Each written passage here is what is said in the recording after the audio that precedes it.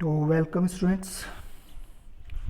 मैं आपके सामने फिर आ गया हूँ क्लास एम वन की क्लास कराने। M1 में हमारा स्टूडेंट्स एक्सेल चल रहा था।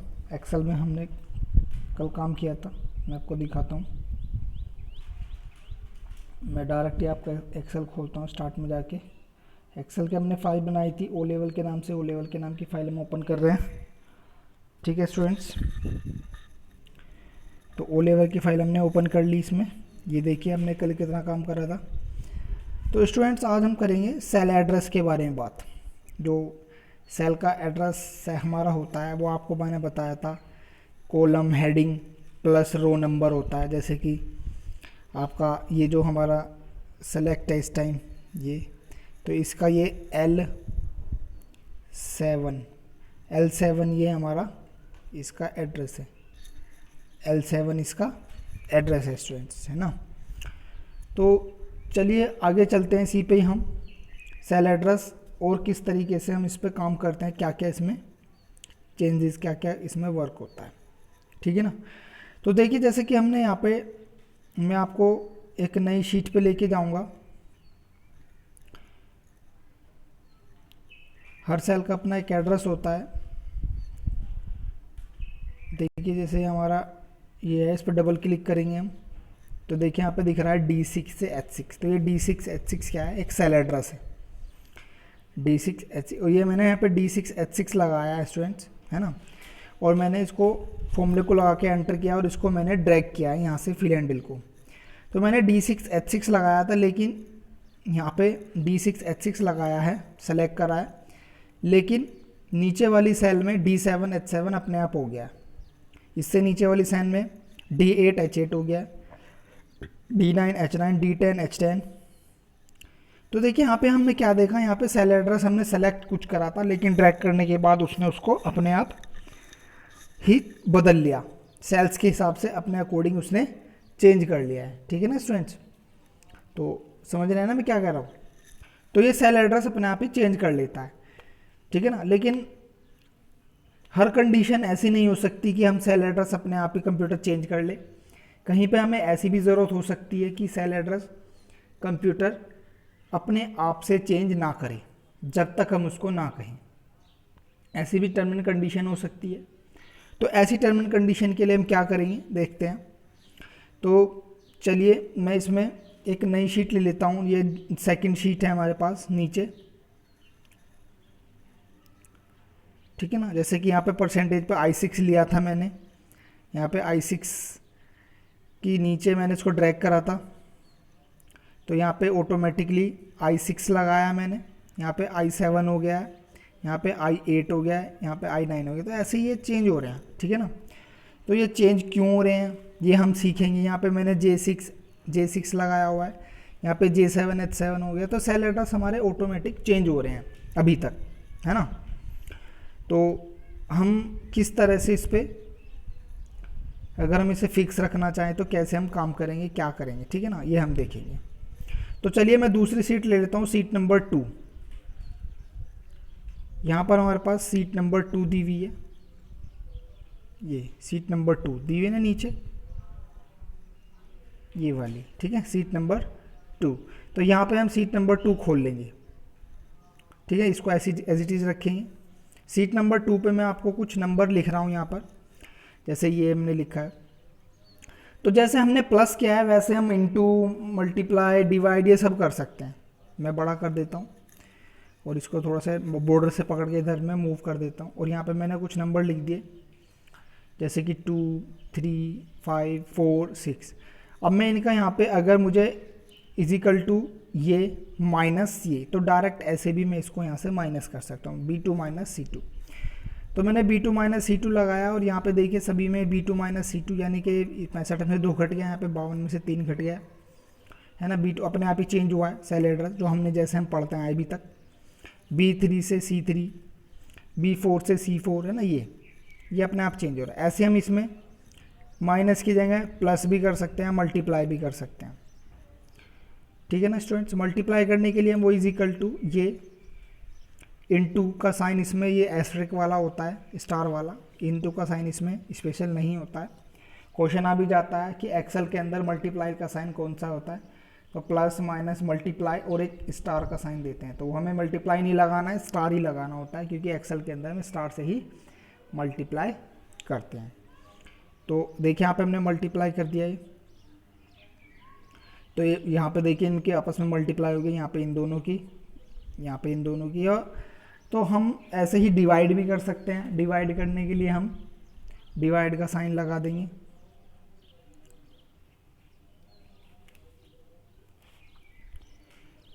ठीक है, is equal to B2 B1 divide by B2 B1 C1, ठीक। तो देखिए मैं लगा तो C1 रहा हूँ, लेकिन ये अपने आप ही चेंज हो रहे हैं स्टूडेंट्स, है ना। ये B1 C1 हो गया, ये B2 C2 हो गया, ये B3 C3 हो गया, तो अपने आप ही चेंज हो रहे हैं। क्यों? क्योंकि हमने अभी तक यही सीखा है। तो चलिए हम अगर कोई चीज़ फिक्स रखना चाहे, कोई सेल फिक्स रखना चाहे ड्रैगिंग के टाइम पे भी, जैसे कि हम नीचे ड्रैग करते हैं तो ड्रैग करने पर भी कुछ चीज़ फिक्स रहे, जैसे कि यहाँ पे D6 H6 है, ये मैंने आपको पहले बताया, तो इसको नीचे करा तो सभी बदल गए थे, ठीक है। अभी मैं ये चाह रहा हूँ कि चेंज ना हो, जैसे चेंज ना हो, ऐसी कहाँ कंडीशन, जो ऐसी कहाँ ज़रूरत पड़ेगी जो चेंज ना हो, तो देख लेते हैं। जैसे मैंने यहाँ पे कुछ अमाउंट लिखी, ठीक है, ये अमाउंट लिखी मैंने कुछ, या किसी की सैलरी मान लो, या किसी का कुछ भी प्राइस मान लो, कुछ भी मान लेते हैं, ठीक है ना, सैलरी मान लेते हैं, कुछ भी मान लेते हैं हम उदाहरण के तौर पर। ये मैंने लिखा, ठीक है ना, और मैं इनको बोनस देना चाहता हूँ, ठीक है ना, इनको बोनस देना चाहता हूँ, इन सभी को बोनस देना चाहता हूँ। तो बोनस के लिए हम यहाँ पे कर देते हैं बोनस, ऐसे लिख देता हूँ मैं बोनस।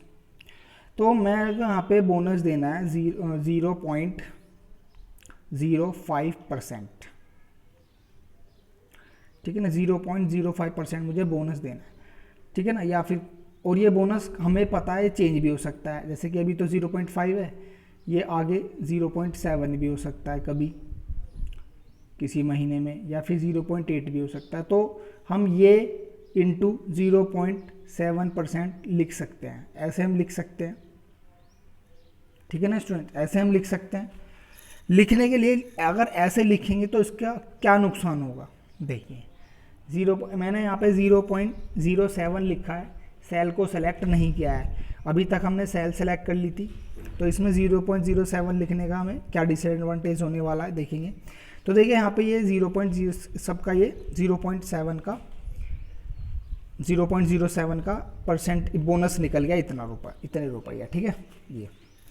लेकिन सपोज करो कल को यहाँ पर चेंज हो गया कि कल यहाँ कहने लगे कि अब हम बोनस जो है वो 0.8% देंगे, तो लेकिन यहाँ तो किसी का भी चेंज नहीं हुआ, यहाँ तो सेम ही रहा ना, यहाँ चेंज हुआ लेकिन यहाँ चेंज नहीं हुआ, है ना। जबकि होना चाहिए कि यहाँ पे चेंज हो और यहाँ पे सभी पे चेंज हो जाए, है ना। तो ये गलत तरीका है कि हमने लिख दिया था वहाँ पे 0.7, ये हमने लिख दिया था, ये गलत तरीका है। हम सेल को सेलेक्ट करते हैं, सेल रेंज पे वर्क करते हैं, 0.7 ही आ रहा सभी का अभी भी, जबकि हमारा 0.8 हो गया है लेटेस्ट, है ना। तो हमें टाइम टू टाइम अपडेट करना है, तो यहाँ पे हम सेल एड्रेस पे काम करेंगे, ठीक है ना। यहाँ पे सेल एड्रेस पे काम किया मैंने, तो यहाँ पे अभी मैं चेंज करता हूँ, देखिए अभी चेंज हो गया, यहाँ पे देखिए 0.7 है, तो यहाँ पे 4 पॉइंट समथिंग आ रहा है, ठीक है। और मैं अगर चेंज करता हूँ दोबारा 0.9 करता हूँ, तो देखिए यहाँ पे 0.9 करा मैंने, तो यहाँ पे भी 5.865 हो गया। तो ये हमारा सही तरीका होता है एक सेल को सेलेक्ट करने के लिए। वैल्यू आप लिख सकते हैं, लेकिन वैल्यू चेंज नहीं होती है, जो वैल्यू आपने लिख दी वही रहेगी। अगर आप इन फ्यूचर उसमें कुछ चेंज करते हो पीछे, उससे रिलेटेड सेल्स जो होती हैं उसमें, तो वो चेंज नहीं हो पाता है। तो इसलिए वहाँ पे हमें हमेशा एक्सेल के अंदर सेल एड्रेस पर ही काम करना चाहिए, ठीक है ना। कंडीशन के ऊपर डिपेंड, अगर आपको लग रहा है कि एक चीज़ की ज़रूरत है बस हमें, तो हम वहाँ पे उस पर भी वर्क कर सकते हैं। तो यहाँ तक पे क्या होगा, हम सेल रेंज पे काम, सेल एड्रेस पे काम करेंगे। तो चलिए अभी मैं, जैसे कि मैंने यहाँ पे 0.9 करा, 0.7 करा, तो ये अपने आप ही चेंज हो रहा है, 0.6 करा तो अपने आप ही चेंज हो रहा है। लेकिन अभी स्टूडेंट देखिए मैं यहाँ पे इसको ड्रैग करूँगा, तो ये C2 C1 E1 और इंटू C1 हुआ है, ठीक है, E1 इंटू C1 हुआ है। तो अब मैं इसको नीचे ड्रैग करूँगा, ठीक है ना, एंटर करने के बाद तो मैं इसको ड्रैग करूँगा तो देखिए इसका तो सही निकलेगा, लेकिन बाकी सबका 0 निकल जाएगा। ये क्या हुआ, ये कैसे हो गया? तो अभी तक हमने देखा है कि हम सेल एड्रेस लगाते हैं, नीचे खींचते हैं तो वो अपने अकॉर्डिंग चेंज कर लेता है। तो सेम यहाँ पे भी यही हुआ है, देखिए यहाँ पे भी सेम ही हुआ है। यहाँ पे हमने E1 की C1 में मल्टीप्लाई करी थी, तो यहाँ पर नीचे ड्रैग करने पर भी ये देखिए क्या हुआ, यहाँ पर भी ये नीचे शिफ्ट हो गया है, और जबकि यहाँ पे कुछ है नहीं और यहाँ पर भी ये नीचे शिफ्ट हो गया है। तो ये हुआ है, ऐसे इन सब में हुआ है, देखिए ऐसी इन सब में ये हुआ है। तो अभी आपको पता चला कि ऐसी ऐसी जगह पे हमें ज़रूरत पड़ सकती है कि वो हमारा कोई चीज़ अगर हम सेलेक्ट कर रहे तो अपने आप चेंज ना हो, वो चीज़ फिक्स हो। तो उस चीज़ के लिए हम क्या करेंगे? तो उस चीज़ अभी देखिए हम नॉर्मली जो सेल एड्रेस लगा रहे हैं वो ऐसे ही D11 D11 D12 D13 ये ऐसे लगा रहे हैं, ठीक है ना। तो इस तरह के सेल एड्रेस को हम बोलते हैं रिलेटिव सेल एड्रेस। अभी तक हम रिलेटिव सेल एड्रेस पर काम कर रहे हैं, ठीक है ना। तो अगर हम चाहते हैं कि ये फिक्स रहे, ये फिक्स रहे, जैसे कि भी पीछे सीट पे था, फिक्स रहे, देखिए जैसे मैं चाहता हूँ ये फिक्स रहे, तो यहाँ पे आप क्या करेंगे, डॉलर लगा देंगे सी के सामने। अभी देखिए ये चेंज हो रहा है, तो मैं चाहता हूँ ये वाला, मुझे ये वाली चीज़ फिक्स रखनी है, ये सेल मुझे फिक्स रखनी है, ये आप अपनी तरफ से ये चेंज होती रहे लेकिन ये फिक्स रहे, ठीक है ना स्टूडेंट्स। क्योंकि यहाँ पे ये तो चेंज होनी चाहिए, लेकिन जिससे मल्टीप्लाई हो रही है वो चेंज ना हो, वो फिक्स रहे, ठीक है ना। तो उसके लिए हम क्या करने जा रहे हैं, उसके लिए हम देखिए क्या करेंगे। तो उसके लिए हमने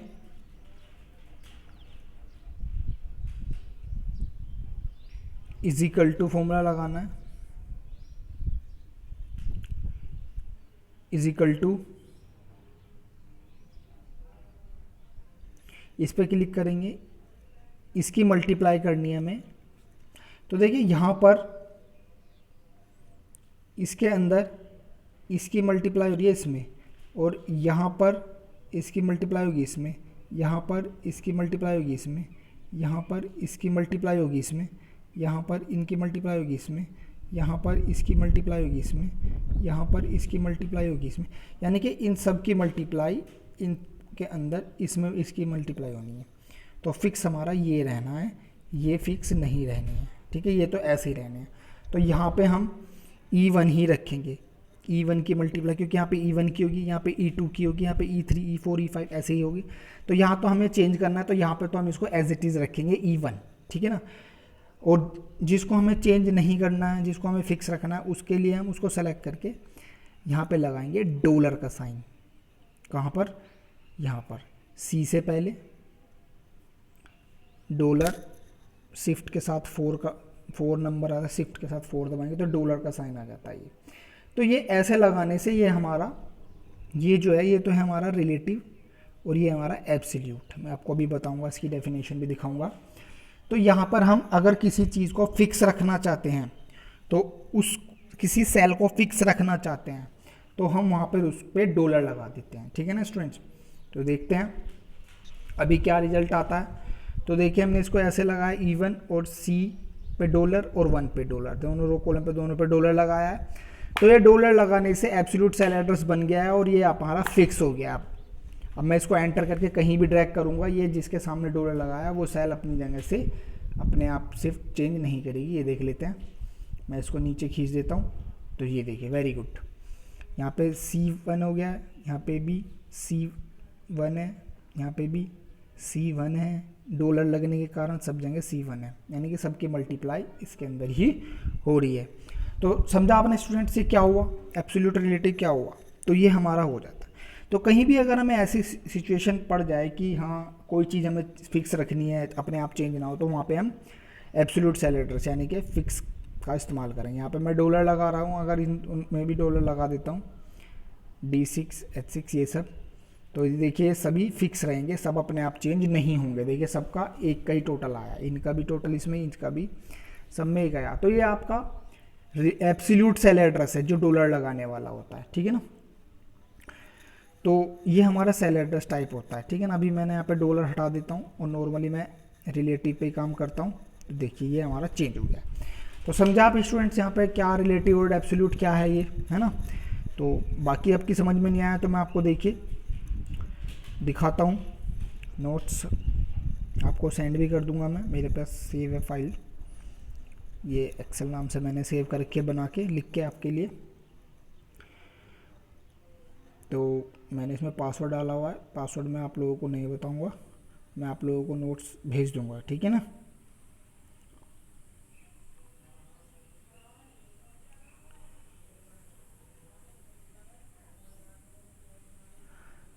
तो ये देखिए नोट्स वही हैं जो मैंने आपको पहले भी दिए थे। तो देखिए सेल्स क्या होता है, सेल रेफरेंस ऑफ सेल, यानी कि सेल का एड्रेस, रेफरेंस ऑफ यानी कि कॉलम हेडिंग, जैसे कि ए और 3, तो ये होगा। ये तो आपको पता ही है। 3 तरह के सेल एड्रेस होते हैं स्टूडेंट्स, रिलेटिव सेल एड्रेस जैसे कि absolute cell address. Relative cell address automatically change whenever we drag fill handle of any cell into another cell, ये आपका चेंज हो जाते हैं, ठीक है ना। जैसे कि आप इसमें A1 को नीचे ड्रैग करोगे तो A2 A3 A4 अपने आप हो गया है, ठीक है। तो ये हमारा होता है एब्सोल्यूट सेल एड्रेस जो हमने अभी तक वर्क किया था, और एब्सोल्यूट सेल एड्रेस जो हमने आज वर्क किया था। एब्सोल्यूट सेल एड्रेस हमारा होता है $A $1, हमने डॉलर लगाया। Absolute cell address not be change whenever we drag fill handle of any cell into another cells, like A1 को मैंने अगर यहाँ पे मैंने A1 लिखा है तो A1 ही का A1 ही है, वो चेंज नहीं हुआ है अपने आप। A1 dollar A1 dollar A1 dollar A1, ठीक है ना। तो ये डॉलर का डॉलर यहाँ पे एज इट इज़ रहा है, ठीक है ना। A1 A1 A1 A1, ठीक है ना, ये सब हमारा रहा है।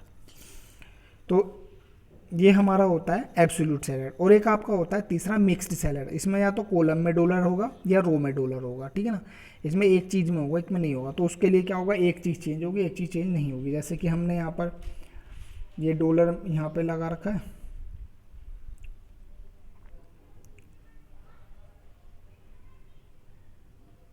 ठीक है ना। ये हमारा मिक्स्ड सेल एड्रेस है स्टूडेंट्स, या तो इसमें रो में होगा या कॉलम में होगा। जैसे हमने यहाँ पे ये देखिए लगा रखा है, ये A1 A1 A2 A3 A4 A5 ये सब है, ठीक है ना। ये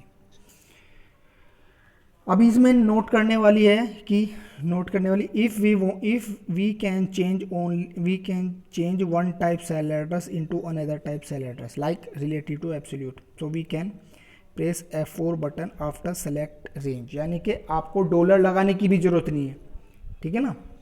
आपको डॉलर लगाने की ज़रूरत नहीं है। अगर आपको किसी से बहुत बड़ा एड्रेस आपने सेलेक्ट किया है और आप बार बार डॉलर उसमें नहीं लगाना चाहते हैं तो आप उसमें F4 बटन दबा सकते हैं। जैसे मैं यहीं पे आपका यूज़ करके दिखा देता हूँ, is equal to SUM sum bracket open. तो अभी जो बाय डिफ़ॉल्ट सेलेक्ट होता है वो रिलेटिव सेलेक्ट होता है। तो अगर मुझे इसमें एब्सोल्यूट बनाना है, मैं आपको ऑन स्क्रीन कीबोर्ड खोल के दिखाता हूँ। ये कीबोर्ड खुल गया है, देखिए। तो यहाँ पे मैं इसको FN बटन दबा के, फंक्शन बटन इसमें यहाँ पे दिया हुआ, F4 दबाऊंगा तो देखो क्या होगा स्टूडेंट्स, ये देखो।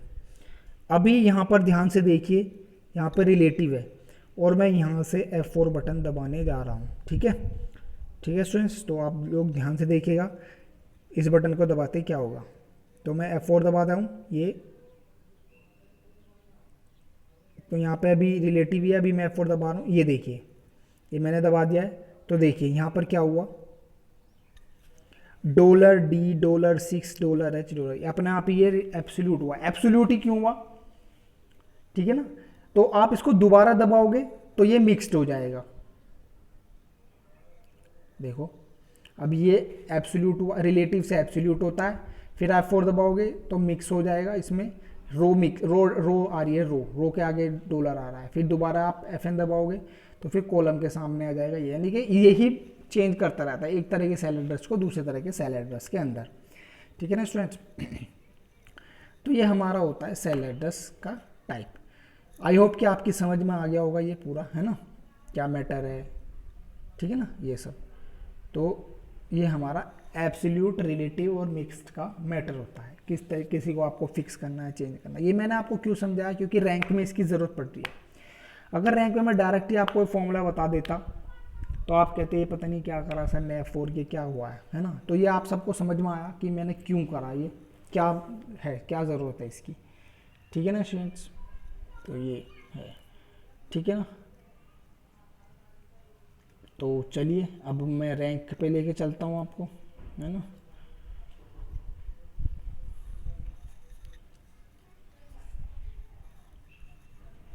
चलिए यहाँ पे इसको मैं दिखा देता हूँ, ये हो गया, इनको मैं डिलीट कर देता हूँ, क्योंकि ये मैंने सिर्फ सारा जो मैंने तामझाम किया था ये आपको समझाने के लिए किया था, एब्सोल्यूट, रिलेटिव और ये, ठीक है ना। तो स्टूडेंट्स मैं आपको कहूँगा कि आप मेरी वीडियो यूट्यूब चैनल सब्सक्राइब और लाइक शेयर भी किया करें, ताकि मुझे भी कुछ बेनिफिट हो, है ना। चलिए तो अभी हम रैंक पे चल रहे हैं। जो लोग मेरी वीडियो देख लेते हैं बस लाइक नहीं करते हैं, सब्सक्राइब नहीं करते हैं मेरे चैनल को, तो सब्सक्राइब लाइक करिएगा, ठीक है ना। चलिए rank is equal to, rank के लिए रैंक का ही फॉर्मूला होता है is equal to rank bracket open. तो इसमें रैंक निकालने के लिए हम टोटल या परसेंटेज दोनों का इस्तेमाल कर सकते हैं। आप टोटल पे भी निकाल सकते हो और परसेंटेज पे भी, J6 या फिर I6 आप यूज़ कर सकते हैं। तो मैं परसेंटेज पे निकाल रहा हूँ। परसेंटेज पे निकालने के बाद देखिए अभी यहाँ पर मुझे I6 के जो मार्क्स हैं वो कंपैरिजन करने हैं सबसे। तो देखिए यहाँ पे I6 के मार्क्स मुझे इन सब से कंपैरिजन करने हैं, ठीक है ना। फिर यहाँ पे इन सब से कंपैरिजन करने हैं इनको, फिर यहाँ पे इसको इन सब से कंपैरिजन करना है, फिर यहाँ पे इसको इन सब से कंपैरिजन करना है। ऐसे हर सेल को अलग अलग कंपैरिजन करना है, लेकिन किससे करना है, इससे। तो जिससे कंपैरिजन करना है वो वाला एरिया हमारा फिक्स रहे। तो इसके लिए ये जो J6 है ये तो आपने, ये जो J6 है ये तो आपने रखा रिलेटिव, लेकिन ये जो आप जिससे कंपैरिजन कर रहे हैं ये आप रखोगे, ये जो जिससे आप ये आप रखोगे एब्सोल्यूट। क्या रखोगे, एब्सोल्यूट। तो इसके लिए आप क्या कर दोगे, F4 बटन दबा दोगे। F4 बटन दबाएंगे तो डॉलर लग जाएगा। देखिए मैं F4 बटन दबा रहा हूँ यहाँ पे, इनको सेलेक्ट करने के बाद F4, तो देखिए ये अपने आप ही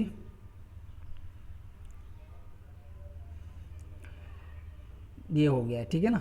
ये तो कोमा ये हमारा हो गया, किसको कंपेरिजन करना है, किन से करना कंपेरिजन, कोमा।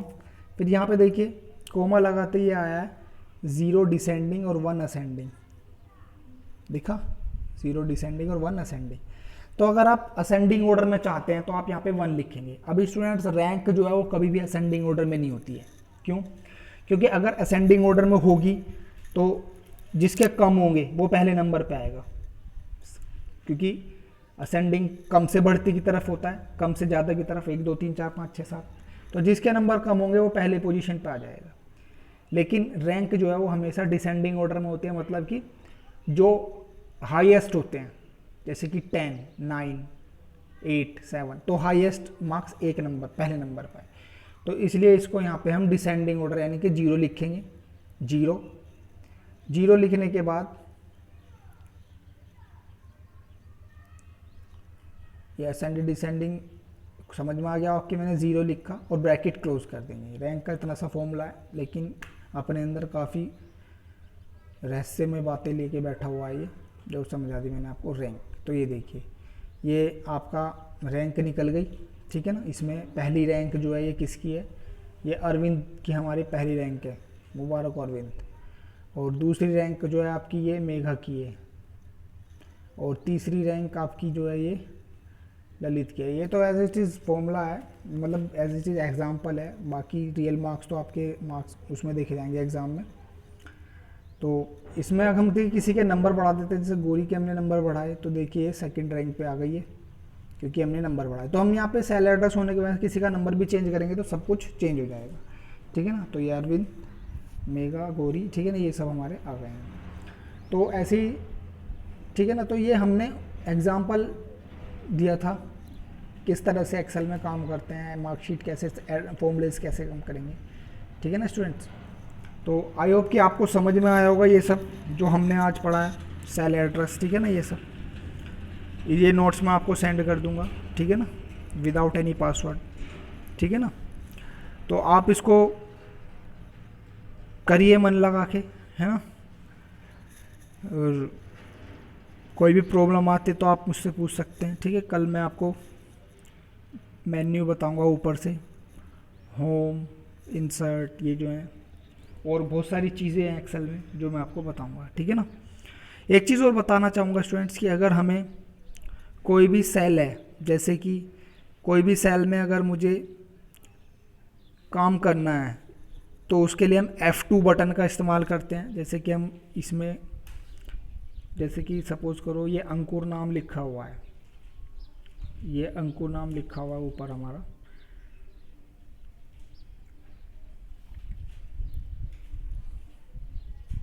ये मेन्यू में हम कल ये पढ़ेंगे पेस्ट स्पेशल फॉर्मूले वगैरह, है ना।